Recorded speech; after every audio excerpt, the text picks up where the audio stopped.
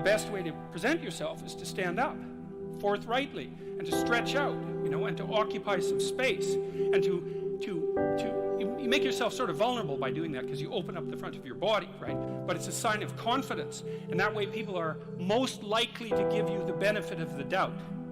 And that's a good way to start regulating your mood. But not only does it directly regulate your mood to stand up, because it's so tightly associated, like posture reflection is associated with serotonin and emotional regulation, but also because if you straighten up and you present yourself in that manner, then other people are more likely to take you seriously.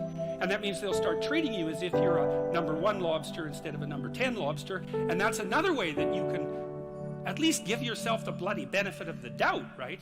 And confront the world in a courageous manner. And that's a really good way of figuring out how to establish yourself in multiple competence hierarchies, because one of the general rules of thumb about how to be successful is to confront things that frighten you forthrightly and with courage. And that's kind of a universal strategy for success. And so that's what the first chapter is about. So that's quite fun. My graduate students, I told them these lobster stories. My graduate students, when we used to go out for breakfast, and they were a very competitive bunch, very fractious and witty, and they were always trying to get one over on each other, and making some witty put down or something like that. And it got to the point in the restaurants where they put their claws in the air and click like this when they, got one over on one of their colleagues, which was very peculiar and strange and very funny as well. So that's rule number 1. Rule number 2 is treat yourself like you're someone that you care about. And that's a deeper chapter, I would say. Like, chapter 1 is kind of comical, but it's also got this serious scientific end, for example, and it's practical, like most of the rules are. Chapter 2 is a bit of a meditation on why. See, I read this piece of work by Jung a long while back, and it was a meditation on the injunction to treat your neighbor as you would like to be treated, something like that. And what Jung pointed out, which I really liked, was that wasn't an injunction to be nice to other people. It was an invitation to reciprocity. It was something like this. It's like, you should figure out how you would like to be treated, like you were taking care of yourself, not how you would like people to respond to you. It's more important than that. It's like, imagine you had a child that you really cared for, and someone said, well, people will treat this child exactly like you want them to, but you have to figure out what that is. And so then you'd have to sit down for like a month and you'd think, okay, well, how do you want your child to be treated? You don't want everyone just to be nice to him, you want people to challenge him, and you want people to discipline him, and you want people to tell him when he's wrong. It's like, you don't just want everyone to be nice. That's pathetic. It's pathetic. There's no challenge in that. And so, well, you want to treat other people like you would like to be treated. Well, then you have to figure out, how would you like to be treated?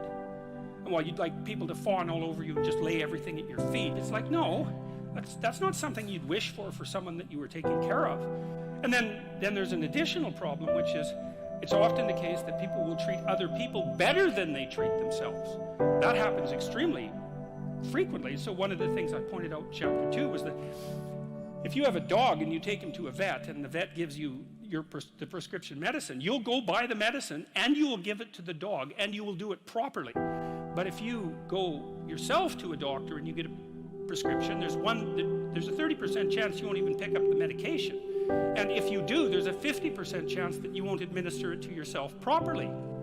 And so I really thought about that. When I first came across that statistic, it was another one of those little facts. I thought, what the hell's up with that? It's like, you'll do it for your dog, so obviously you'll do it for something you care about, and you're conscientious enough so you'll actually do it. So, like, why wouldn't you do it for you? Your dog likes you, even your dog would rather that you did, but you don't. And it's actually one of the reasons that modern medicine doesn't work nearly as well as it could, because people just don't take their medication.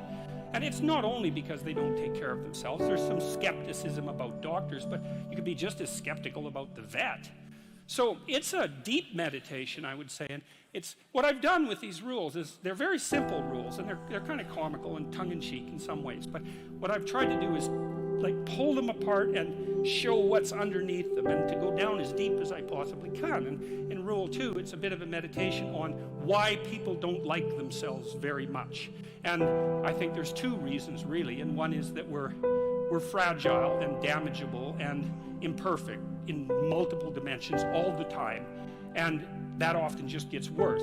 Lots of things get worse as you get old, for example. So it's not necessarily that easy for a self-conscious being who's extraordinarily aware of his or her own fragility, but not just fragility, foolishness and errors. Like, you know yourself better than anyone else knows you, and you might have a certain amount of dislike for someone you know because of something they did, but you know everything you did. Jesus, that's a drag, man. You have to carry that along behind. It's like, really, I did that, And then, so there's that. It's like you're weak and kind of useless and prone to temptation, and all those things. That just shouldn't be that way. And then you're also capable of pretty vicious acts of malevolence, and so you also know that about yourself. And so it's a real existential question for people. It's like, why the hell should you take care of something as sorry and wretched as you are?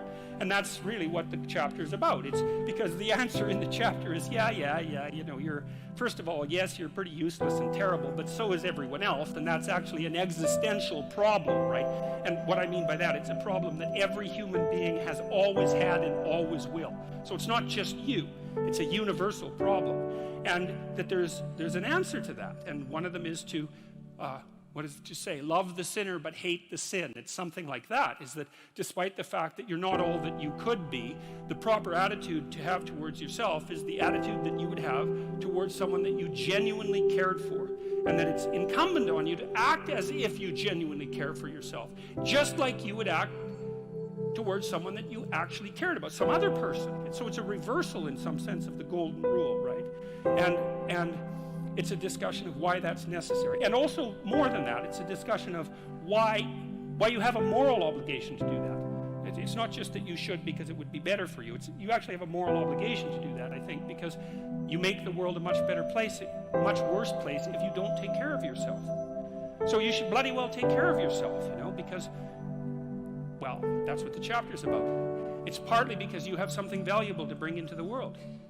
That's the thing about being an individual. It's the thing that Western civilization has always recognized, that as an individual, you have a light that you have to bring into the world, and that if you don't bring it into the world is a dimmer place, and that's a bad thing, because when the world is a dim place, it can get very, very, very dark. And so it's necessary, not just so that you feel better, not just so that you're a number one lobster, none of those things. You need to take care of yourself because you're in the best position to do that. And it's necessary for you to take care of yourself. Despite the fact that we're mortal and vulnerable and self-conscious and capable, not only capable of doing terrible things, but actually do them. Despite all that, you still have that responsibility. And so I wanted to hit the question as hard as I can to try to figure out, well, why people are contemptuous of themselves.